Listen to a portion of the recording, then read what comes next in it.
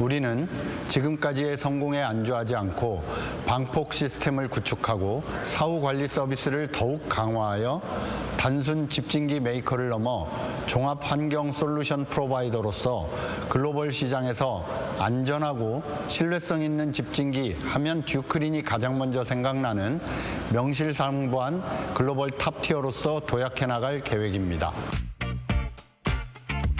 DuClean has given a lot of support to various industrial sites by improving the atmospheric environment and enhancing the health of workers. And we hope it can take another huge leap forward in the market in the near future.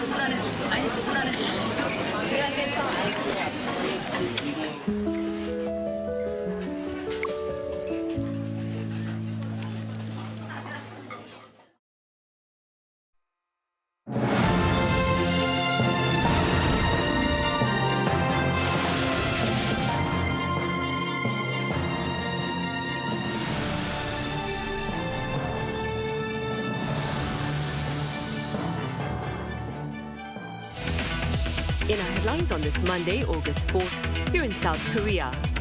South Korea is dismantling loudspeakers directed toward North Korea in its latest attempt to ease tensions on the Korean peninsula and to allow for a peaceful approach to denuclearization.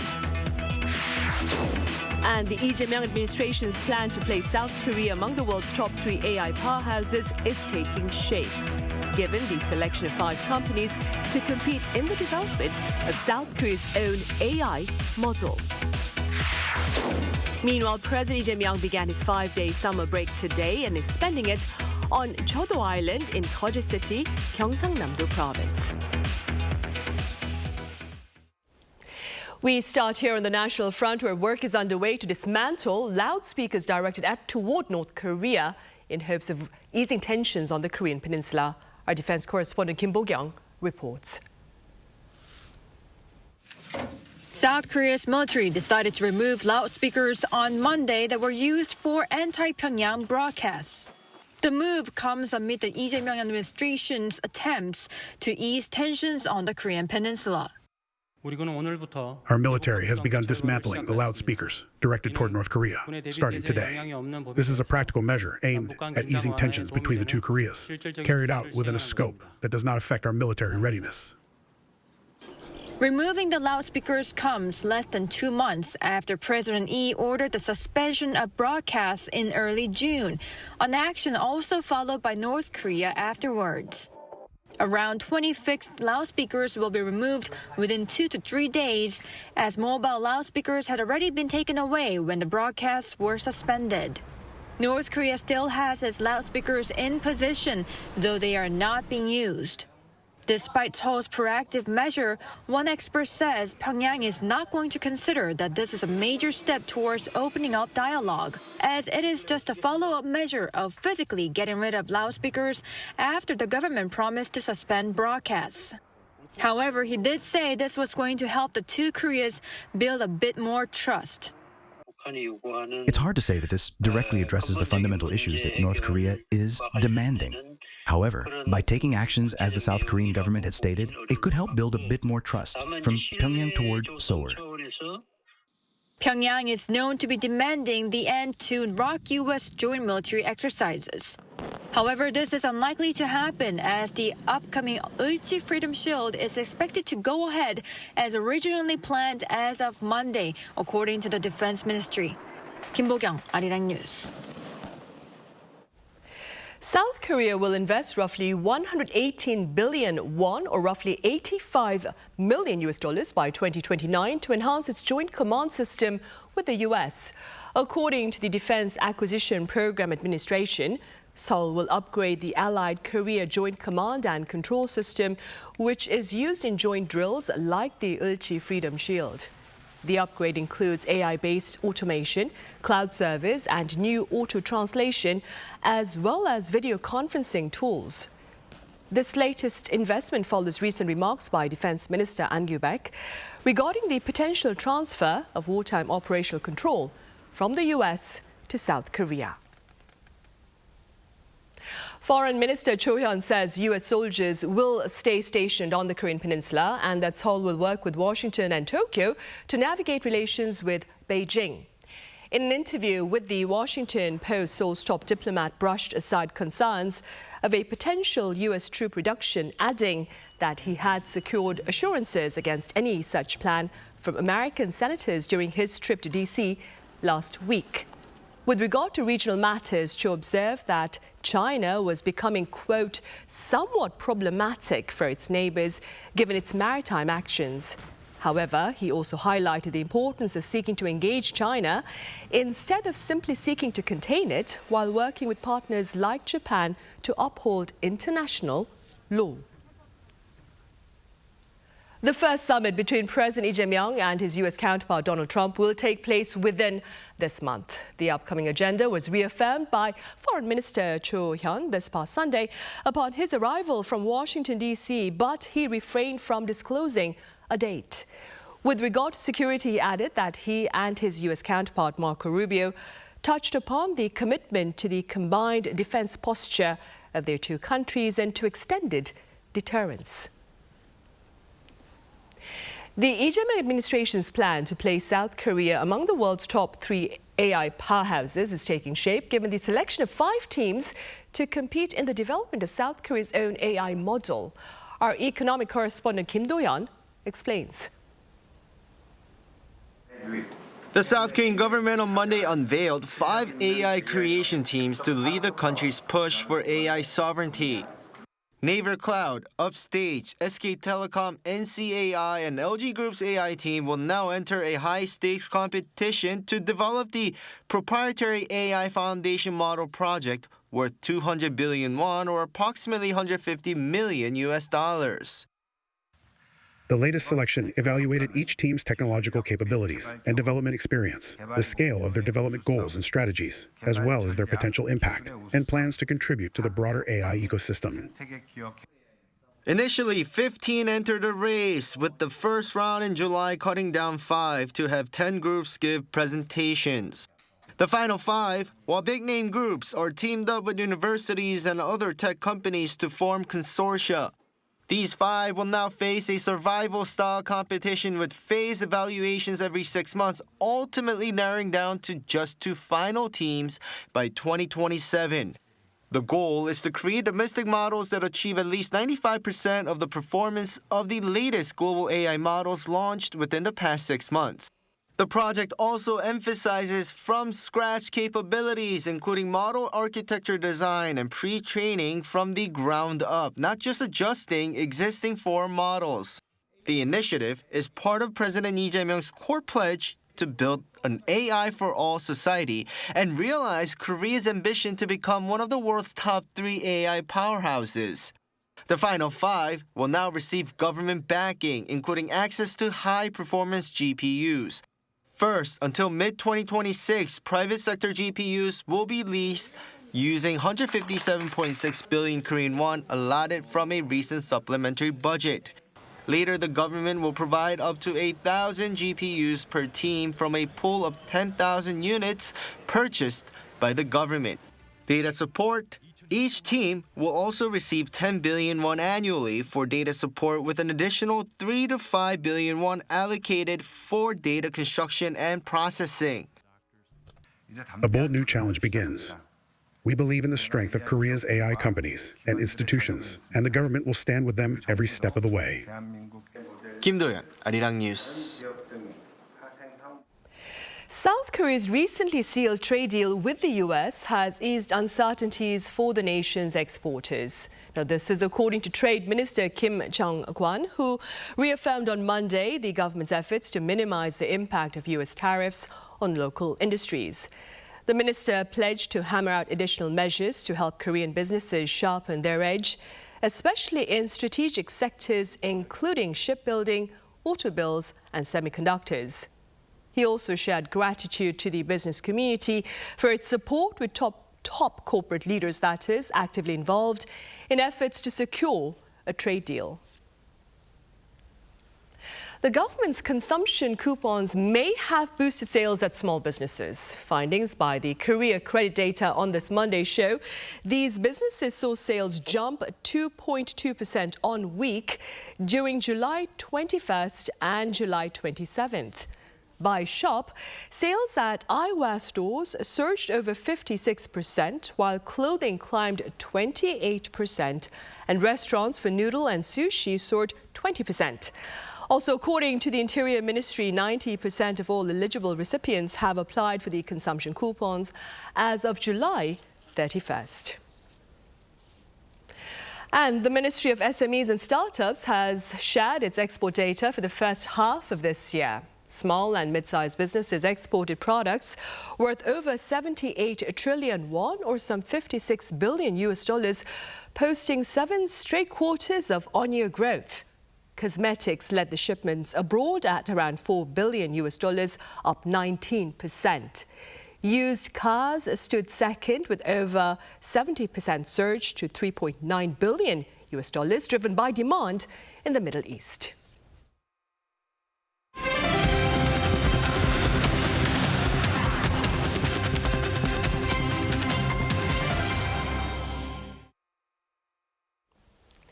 President Lee Jae-myung began his 5-day summer break today. According to the presidential office, he's spending his holiday on Chodo Island in Koje City, Gyeongsang-namdo province, and plans to reflect on national affairs and to recharge by reading books and watching films. The top office has also activated an emergency reporting system, as the president intends to continue monitoring key issues, including those related to people's livelihoods. 4-term lawmaker Chung Chung-nae is taking the helm of the ruling Democratic Party and has vowed tangible reforms as his priority, including those for the prosecution. Our political correspondent Shin Ha-young covers his intentions. The ruling Democratic Party's newly elected leader has begun swiftly driving reforms to the prosecution, media, and the judiciary. DP leader Chung Chung-nae announced on Monday that the party has launched special committees dedicated to reforming these 3 sectors. The 3 major reforms have already got clear direction and public support, especially in the wake of the recent insurrection. If the special committees set a comprehensive course and push forward, I believe we can fulfill our promise to complete the reforms before the Chuseok holiday. The 4-term lawmaker Chung vowed in his acceptance speech following his election to swiftly push ahead with these reforms. Chung won 61.74% of the vote at the party's convention on Saturday, defeating rival candidate Park Chan-dae, the DP's former floor leader. During the press conference, Chung said he is unable to work with the main opposition People Power Party, as it still includes members who support former President Yoon Suk-yeol. We're at war, with the insurrection. It's not about ruling and opposition parties. The PPP urged the DP leader to respect the opposition as a partner in governance, saying it was the only way to serve the people. With a new leader in place, the Democratic Party is expected to use its majority to push through contentious bills rather than work with the People Power Party, a move that could further heighten political tensions. 신하영, Arirang News. Indeed, the main opposition, People Power Party, has responded by launching a filibuster at today's plenary session. Convening shortly after 2 p.m., the parties worked through non-contentious bills ahead of the high-profile bills that the PPP has strongly opposed, including amendments to broadcasting and commercial acts, as well as the so-called Yellow Envelope Bill that limits employer action on striking union members. With a filibuster in action, only one bill, the Broadcasting Reform Bill, is likely to pass before the current extraordinary session ends on Tuesday, as current parliamentary law guarantees at least 24 hours of debate. The remaining bills will likely carry over to the August session. Heavy rain in the southern part of the country starting this past Sunday has taken at least one life. Our Park Gonu has details. One man died on Sunday evening as heavy rain pounded the southern regions of South Korea. The man in his 60s was killed in Muan after being swept away while trying to redirect floodwaters away from his greenhouse. Over 142 millimeters of rain fell in just 1 hour in Muan County and Jeollanam-do province, making it one of the heaviest hourly rainfalls recorded since related data was first compiled in 1973. Muan, on average, sees annual rain of around 1,300 millimeters, meaning just over 10% of that fell in a single hour. A massive amount of moisture had already been present near the Korean peninsula, with a high-pressure system expanding from the Pacific after the typhoon passed, along with cold, dry air pushing down. Moisture was funneled through a narrow path, triggering intense downpours. The expert also said Korea's recent pattern of extreme rainfall, followed by scorching heat, which in the past only occurred in mountainous areas, should now be seen as the new normal. He added the importance of being prepared. Acting quickly when alerts are issued, like securing evacuation spaces in advance, and following official guidance without hesitation, is important. Some people still think it won't happen to them, but that mindset can be dangerous.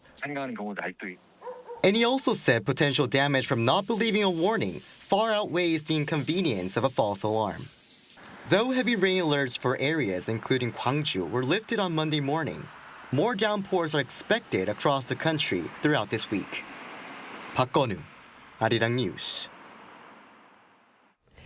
Meanwhile, over in the Middle East, fresh footage of 2 hostages released by Hamas is fueling more despair about the fate of those kidnapped by the Palestinian militant group on the morning of October 7th, 2023. Our Lee Seung-jae reports. Palestinian militant group Hamas has released 2 videos of 2 Israeli hostages, Evyatar David and Ram Bravslavsky. The video released by Hamas on Saturday showed David saying that he hasn't eaten for days and is digging his own grave. מה שאני עושה עכשיו, אני חופר את הקבר, הקבר שמיד מבחינתי לי, כי כל יום שעובר הגוף שלי הולך, נחלש, נהיה רזה יותר וחלש יותר. מבחינתי זה נראה שאני בדרך למוות שלי. The video of Ram Bravslavsky was released by Hamas on Thursday, showing the 22-year-old pleading for food, water, and rescue.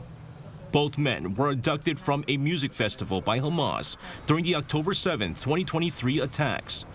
In response to the hostage video, Israeli Prime Minister Benjamin Netanyahu on Sunday vowed to destroy Hamas, adding that Israel is determined to free the hostages. I am filled with even stronger determination to free our kidnapped sons, to eliminate Hamas, and to ensure that Gaza will no longer pose a threat to the state of Israel. Meanwhile, U.S. President Donald Trump's Middle East envoy, Steve Witkoff, met with families of hostages held by Hamas on Saturday.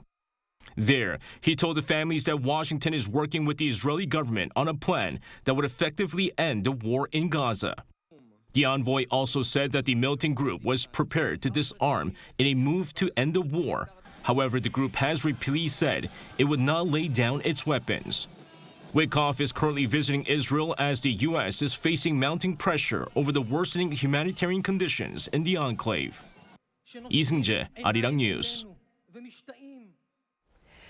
In other news, the official soundtrack for K-pop Demon Hunters has hit number 2 on the U.S. Billboard 200. Since debuting at number 8 back in June, the album has consistently stayed within the top 5.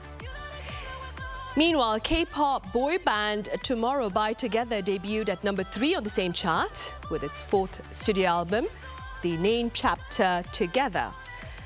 This marks the group's 7th time landing within the top 10 on the chart. Up next, we share with you a trial run of the first autonomous mile bus ride here in capital Seoul. Our Cho Hyun reports. The steering wheel of this bus moves automatically even though the driver takes his hands off. The bus stops right after it senses the red light. This is 동작 A01, the very first autonomous maul or village bus in the country. The bus identifies traffic and road conditions in real time through 10 sensors and a camera located on the windscreen. The bus's route runs from the middle gate of Sungsil University to the back gate of Jungang University, which is about 1.62 kilometers. The autonomous shuttle bus gave me a smooth ride, just like when the bus drivers drive. It was comfortable to ride in. However, the bus driver will be in the driver's seat to monitor the operation in case of an emergency. It also switches to manual operation at certain areas, like children protection zone and 4-lane road for safety. We operate without human intervention most of the time, only except in case of an emergency. This autonomous shuttle bus will have a trial run until this week.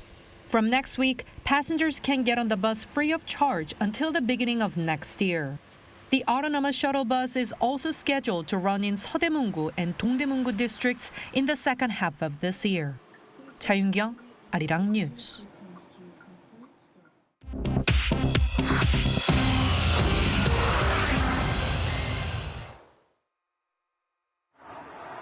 This is The World Now, bringing you the latest stories from around the globe. Ukraine launched a drone strike on Sunday targeting an oil depot near the Russian city of Sochi. The first significant attack on the Black Sea resort city in years resulted in 2 oil tanks catching fire. Local authorities in the Krasnodar region confirmed that debris from a downed Ukrainian drone struck 2 fuel tanks, starting a fire. Over 120 firefighters worked to extinguish the blaze, and no casualties were reported. An airport in Sochi, the city that hosted the 2014 Winter Olympics, also briefly suspended operations. According to Russia's defense ministry, 93 Ukrainian drones were intercepted over the Krasnodar region and the Black Sea over the weekend. Pope Leo XIV presided over a closing mass for the Jubilee of Youth in Rome on Sunday, attended by more than 1 million young Catholics, marking the largest public event of his papacy. The Mass at Tor Vergata Field brought together young people from approximately 150 countries, alongside 7,000 priests and 450 bishops, marking the close of a week of spiritual and cultural programs. Pope Leo urged the gathering to be the sign that a different world is possible, advocating for peace, fraternity, and resolution through dialogue, rather than violence. He expressed solidarity with young people suffering from the wars in Gaza and Ukraine. The Pope encouraged participants to return home and spread your enthusiasm and the witness of your faith. He also said that the next destination for the World Youth Day would be Seoul in 2027. The Krasheninnikov volcano on Russia's Kamchatka Peninsula erupted on Sunday, marking its first confirmed eruption in approximately 600 years. The eruption began around 6 a.m. local time, sending an ash plume up to 6 kilometers into the sky. The event followed a massive 8.8 magnitude earthquake on July 29th and was accompanied by a 7.0 magnitude aftershock, leading many scientists to suggest that seismic triggering had contributed to the eruption. While eruption intensity is decreasing, moderate explosive activity may continue. Scientists traced the last eruption to around 1463 with an estimated margin of error of plus or minus 40 years. Finally, a SpaceX Falcon 9 rocket that launched the Crew-11 mission from NASA's Kennedy Space Center on Friday has successfully docked with the International Space Station just 15 hours later. A SpaceX Crew Dragon capsule carried an international team of 4 astronauts from the U.S., Russia, and Japan.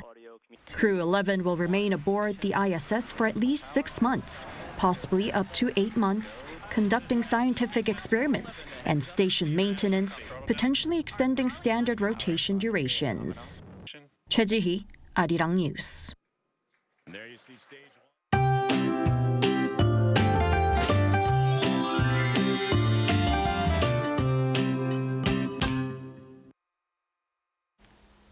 Here in the capital, we had bearable heat under partly sunny skies today, hoping to jump right into the autumn. However, a heat advisory has been reissued across much of Korea as of this afternoon, and the heat will get stronger tomorrow.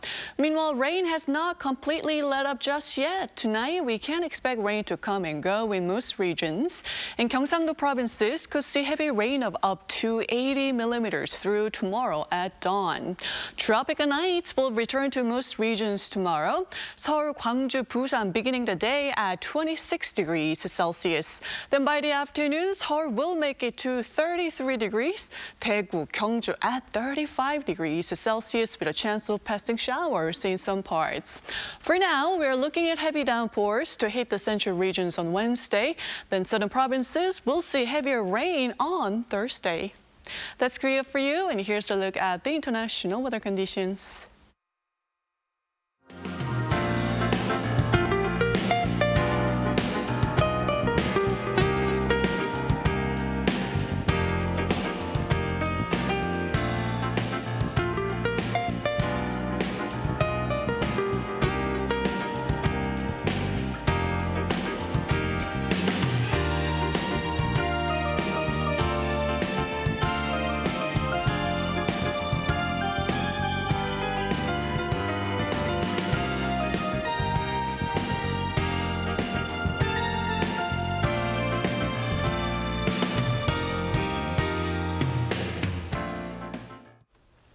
Those are the headlines at this hour here in South Korea. Thank you for watching. Coming up next is our daily panel session, so do stay with us.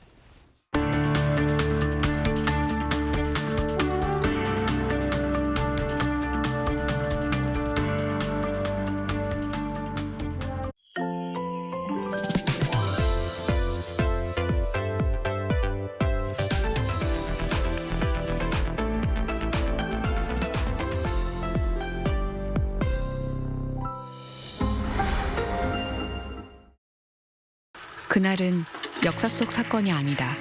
두려움 앞에 멈추지 않는 태도이며 포기하지 않고 나아가려는 마음이다. 그것이 지금 우리의 자세이고 모두가 기억해야 할 광복이다. 두려움에 맞서는 포기하지 않는 용기. 광복 80년. 과거가 아닌 내일을 여는 희망찬 시작. 빛나는 발걸음. 새로운 길. 광복 80년.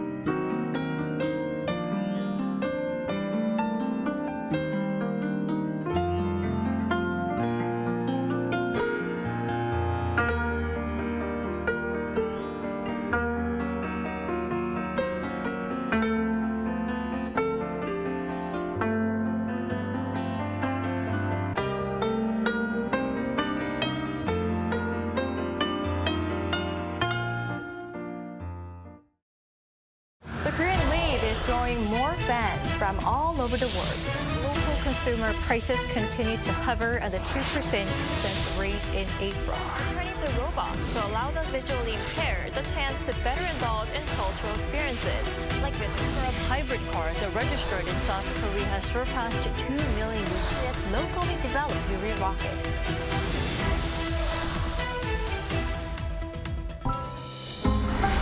Arirang.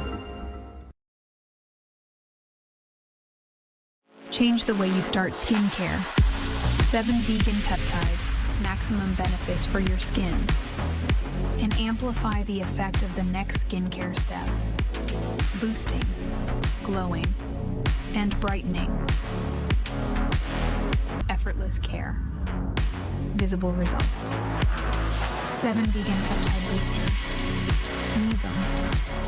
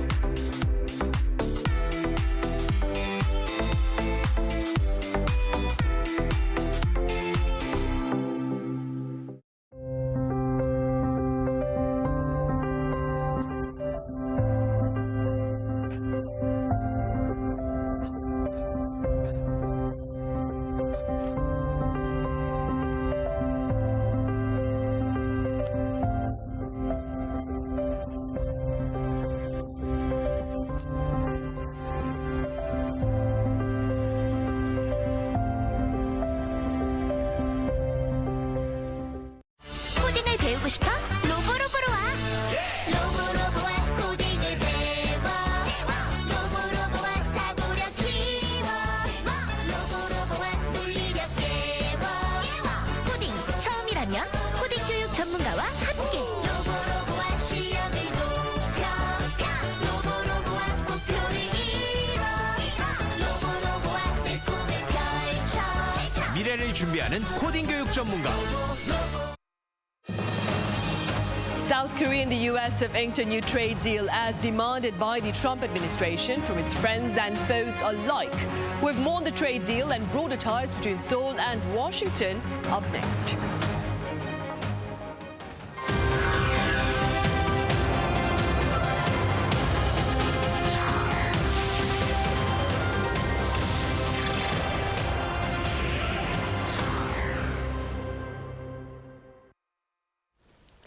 Hope your work week is off to a good start. It's Monday, August 4th here in Seoul. I'm in Sunhee.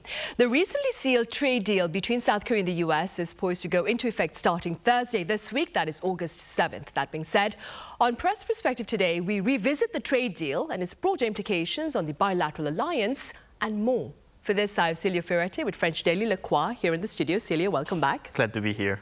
I also have research fellow Peter Lee at the Asan Institute of Policy Studies with the pundit's take on the day's discussion. Peter, it's great to have you back. Thanks for having me. Right, Celia, we will start with you. So last week, South Korea and the U.S. signed their deal on tariffs and trade. Let's start by walking through the details of that particular deal.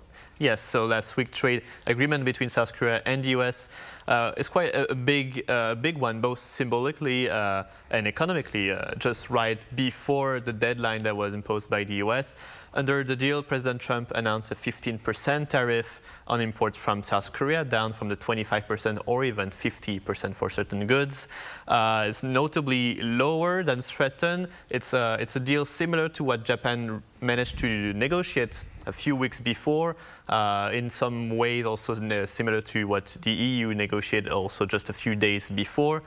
In return of this downscale of the tariff, South Korea is committed to a massive $350 billion investment in the U.S., covering key sectors like semiconductors, shipbuilding, that was a main part of the negotiation, nuclear energy and biotech.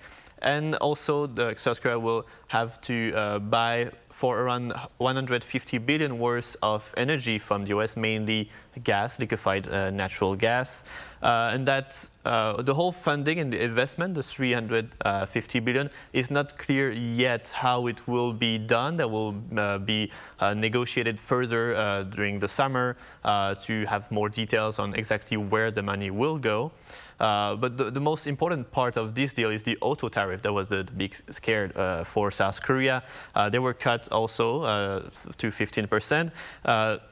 South Korea agreed to open its market to American car makers, but negotiation will also have to be more done further away to see on the safety regulation. That's a big part of the deal, because safety regulation in Korea and US are different, so they will have to adapt to find a way that works for both countries. Another part of the deal is the agriculture. South Korea managed to negotiate to not open more its market to American agricultural product. That was a big worry for South Korean, both consumer but also the farmers here that want to keep their products safe, because we remember 2008 there was a big protest for the US beef. So South Korea really wanted to avoid that situation again. So far it's done. It's managed to get it out of the deal. So yeah, it's left a lot of things unresolved, more of the detail, but in the grand scheme of things, it's all done, and it's quite a good news for South Korea. Right. And now, Peter, speaking within your capacity as a researcher, what aspects of this particular deal would you choose to applaud, and what aspects leave you feeling slightly apprehensive about the future? So I think Celia really just covered all the really big issues. I'd probably only add 2 points. So for me, the really positive point was that they kept the security and the trade components of this negotiation separate. And so what we ended up with last week was really a trade deal.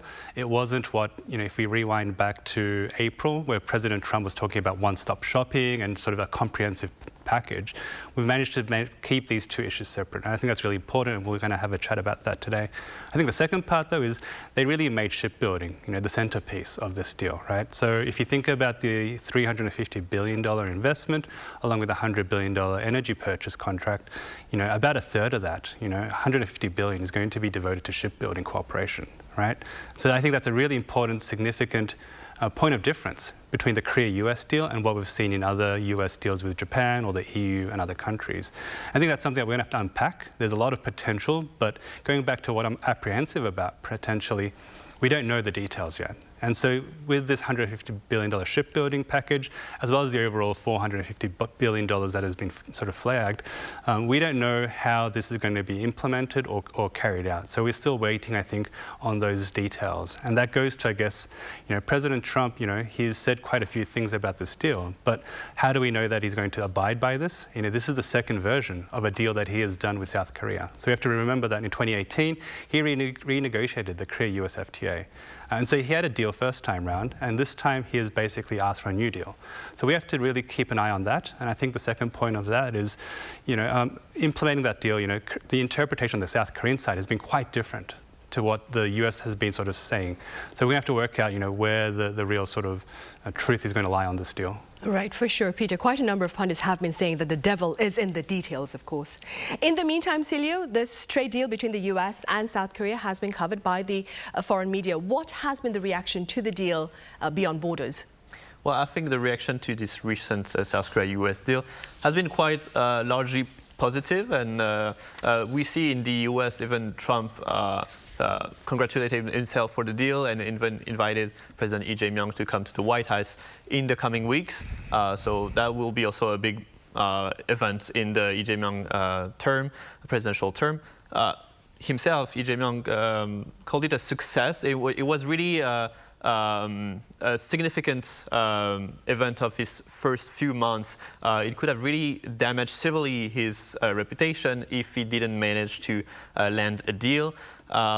He also commented that he was really happy, really removing uncertainty for Korean industry, that will know now know where to go for the next years, once also, as we mentioned, the details will be settled in further negotiation. The Bank of Korea echoed that sentiment, noting that 15% tariff is manageable compared to 25% or 50%, and it's comparable to global standards nowadays with the EU, with Japan. So the Bank of Korea said they will keep an eye close eye on how it affects trade relation with other key partners, especially like China, which is still a major partner for Korea. Economists in Korea, meanwhile, see the first draft as a quiet win for South Korea. The 350 billion investment is a triumph for Washington, but also, as we mentioned, with the shipbuilding, also promise some good return on investment from Korea, expanding its broad infrastructure everywhere in the world and its expertise in shipbuilding. Samsung CFO, also Samsung company, welcomed the clarity of the deal that brings what the deal brings, and note they're still watching how details will unfold. I think the situation now for both domestic companies, but also foreign observers, to see what will be done in the details. The devil lies in the details, as you said. But still, Koreans are quite confident in their possibilities of achieving a really good deal in the next few months. Right, for sure. I mean, Trade Minister Kim Jong-un, like you mentioned earlier, also reiterated President Lee Jae-myung's remarks that the deal essentially eased uncertainties about trade for exporters here. Peter, I'd like to touch upon something you mentioned earlier. There's conflicting remarks by South Korea and the U.S. with regard to this trade deal. There is a soundbite from the White House that I'd like you to listen to with regard to the potential import of American rice by South Korea, according to the White House, of course. To take a listen, please. And South Korea will pay a 15% tariff rate, including 15% on autos, while providing historic market access to American goods like autos and rice. Korea will purchase $100 billion in American energy by 2028. And the centerpiece of this deal is that South Korea has agreed to invest $350 billion at the president's direction to revitalize American industry. Right, now the investment we already covered. I'd like to take your attention to the talk about rice. Peter, officials here in the country, to be clear, have said there is no change with regard to the import of American rice and beef, as Celia mentioned earlier. What are your thoughts with regard to the remarks by the White House, though?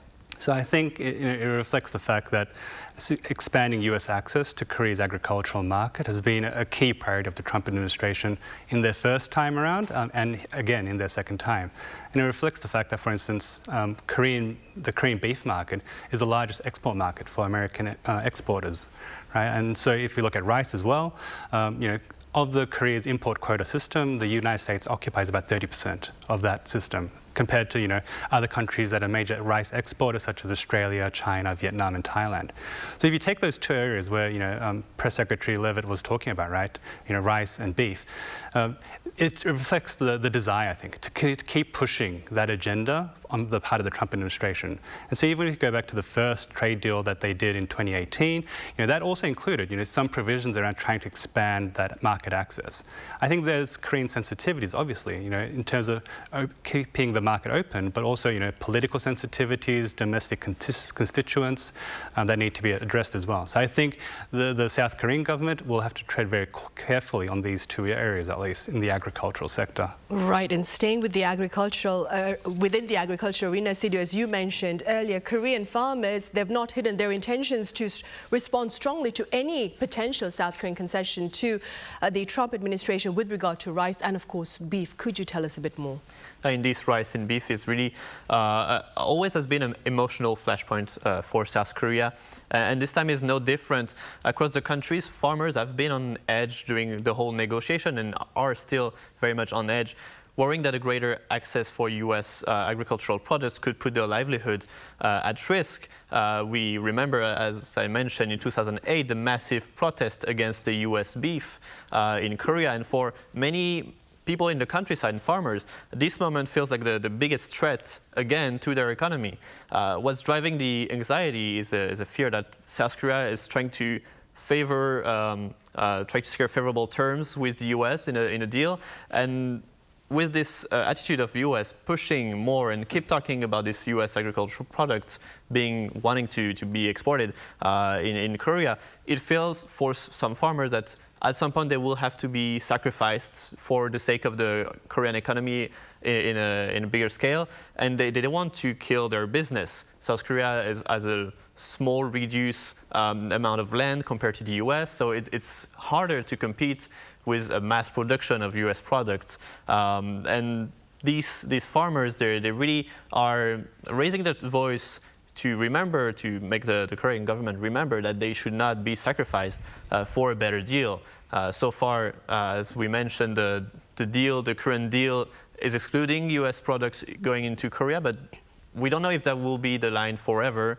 Donald Trump said he will probably negotiate more, and that's we saw also with Levitt, the press secretary. So there's still some ambiguity, and I think the farmers are really on the edge about that. We'll see how the negotiation goes for the next few months, maybe even few years. But the U.S. doesn't seem to forget about this. They really want to push something to make a new deal for U.S. products. We'll see how Korea can respond to this. Right, and there is some talk about this particular issue maybe taking place during the summit between President Lee Jae-myung and his U.S. counterpart Donald Trump, which is expected to take place this month, of course. Now, Peter, as you mentioned earlier, security was not included in this trade deal. Do you suppose that particular topic of defense cost sharing might actually emerge during talks between President Lee Jae-myung and Donald Trump? So I think it's going to have to be a big part of the upcoming summit, but I also think that we need to sort of be a bit cautious about overestimating or getting over-enthusiastic about the security outcomes. There's only going to be a very short time period between the deal and the summit. I think President Trump during the election last year, he was talking about cost sharing, raising that to $10 billion a year, right? So tenfold. It's open whether he still remembers those big outlandish bids, but I think we need to have a discussion between the Korean and U.S. defense sides. So until now, we've mostly had these discussions around the trade and economic sides. I think the defense cost sharing issue needs to be led primarily by Secretary of Defense Pete Hegseth, by Minister of Defense An Gyu-baek. This is a defense and alliance issue. This is not an issue that should be dealt with as a trade and negotiation strategy. So I think it's been really good that the trade deal was kept separate from the security issues. I think the upcoming summit, though, it's going to have to broach some of these issues around alliance burden sharing, the appropriate cost sharing. Last year, the outgoing Biden administration, they secured a 5-year deal to increase cost sharing around about $1.1 billion a year. So there's clearly going to be demands from the US side to increase that, but also to increase Korean defense spending. I think there's an ongoing debate around modernizing the alliance for other contingencies, for getting US forces ready for other issues, but also even some of the trade deal components that we can go back to, right? So Korean investment, how is that going to help the US defense industrial base? How is Korean investment going to help US shipbuilding, especially on naval shipbuilding for joint allied operations? So there are a huge range of issues that I don't think we're going to expect all of them to be resolved in the upcoming summit. I think they'll put out sort of feelers around how they want to be continuing these negotiations led by their defense ministries. But I think that's where the cost-sharing debate needs to be seen within a broader context of other alliance issues that are on the table right now. Right. And speaking about Defense Minister An Gyu-baek and his U.S. counterpart Pete Hegseth that Peter just mentioned, they spoke on the phone last week, Celia. Could you tell us a bit about what was discussed and the broader implications of that discussion?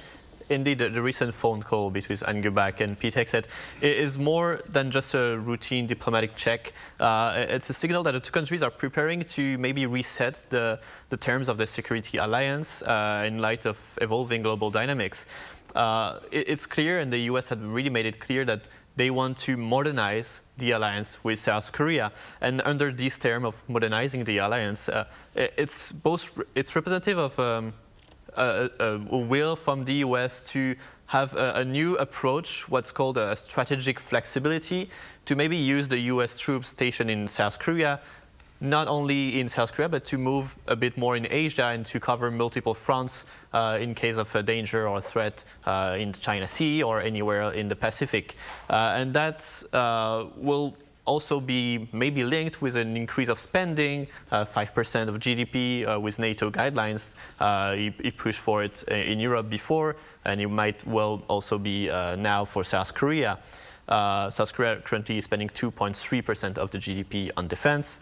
And this call also touched on the long-running issue of transferring the wartime operational control, OPCON, as the military says, from the U.S. to South Korea. And the current administration has been sending some confusing message, saying they want to finish this transfer by the end of the term, but then they backpedal, saying it's not the priority.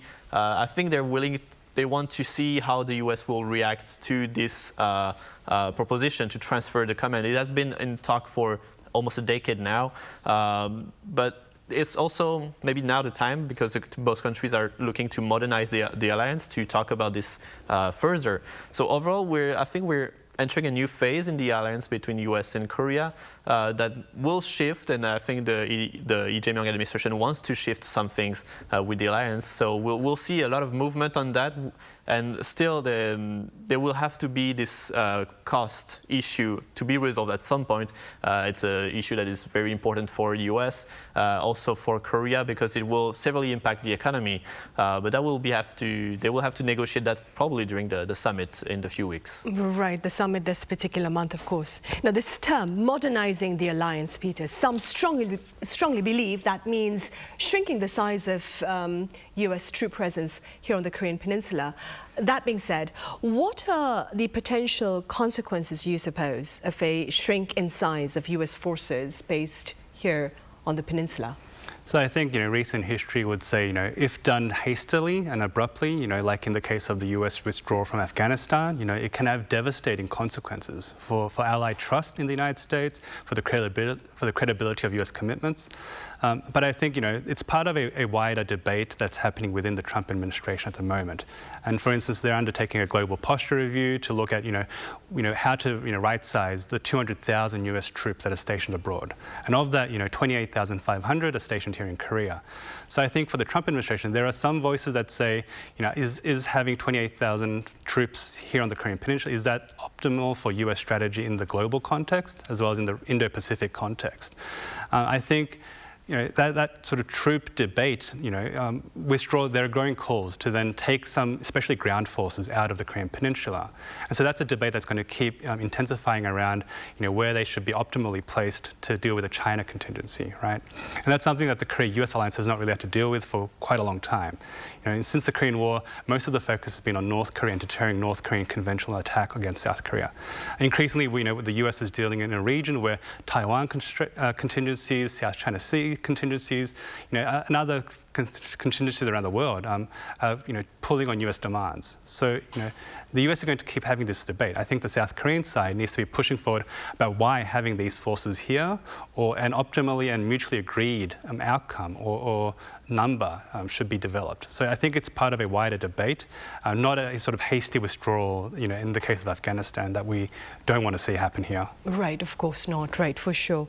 Well, with regard to those concerns about a potential troop reduction here, Foreign Minister Cho Hyun, speaking to the Washington Post, claimed that he believed there would be no change in the size of U.S. forces based on the Korean Peninsula. He also met with his U.S. counterpart, Marco Rubio, last week over in Washington, D.C. Could you tell us a bit about their talks and your takeaways? Yeah, indeed. The meeting really underscored the depth and urgency of the challenges the allies are facing when it comes to North Korea. And both Cho and Rubio reaffirmed that the shared goal is the complete denuclearization of North Korea. And importantly, they stressed their commitment to upholding international sanction, particularly as Pyongyang is deepening its military alliance with Moscow. The growing alliance between North Korea and Russia is definitely raising alarm both in Washington and in Seoul. North Korea's shipment of weapon, artillery, shells, and even troops to support Russia's war in Ukraine is worrying, and it's more than just economic lifeline. They're really building a strong alliance with maybe transfer of technologies between Russia and North Korea, and probably they will increase the threat of North Korea in improving their nuclear arsenal. So that's very worrying. But the question is, how can both countries, South Korea and the U.S., can curb this threat and maybe interfere in this relation, because the problem is that South Korea and U.S. wants to push on international sanction, but these two countries are already not respecting international sanction, and they're acting in a sort of separate world from the rest of the community, abiding by their own rules, and it's going to be really hard to abide sanction there.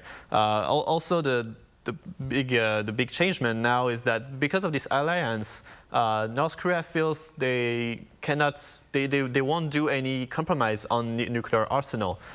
They've been worried by the attack in Iran, saying that seeing that Iran was willing to make a compromise and still get attacked by the U.S. So now in the North Korea, they think they will have no incentive to make any deal with Trump if he wants to come back to the table. So South Korea and U.S. are sticking to a denuclearization policy. It's good, but is it really effective to negotiate with North Korea? That remains to be seen. We've seen earlier this month that Kim Yo-jong, the sister of Kim Jong-un, said they will not talk with the South on any basis possible. So it seems hard to see if there will be any effect of this new policy or continuing of this policy with U.S. and South Korea. Right, for sure. It continues to be quite a bit of a dilemma here in the country, and I'm afraid that's all the time we have for today, but that's a topic we'll actually be discussing later this week. Celia, thank you so much for your time and your thoughts. And Pete, as always, thank you very much for your insights. Thank you. Right, that ends this edition of Press Perspective. Thank you for watching. See you same time tomorrow.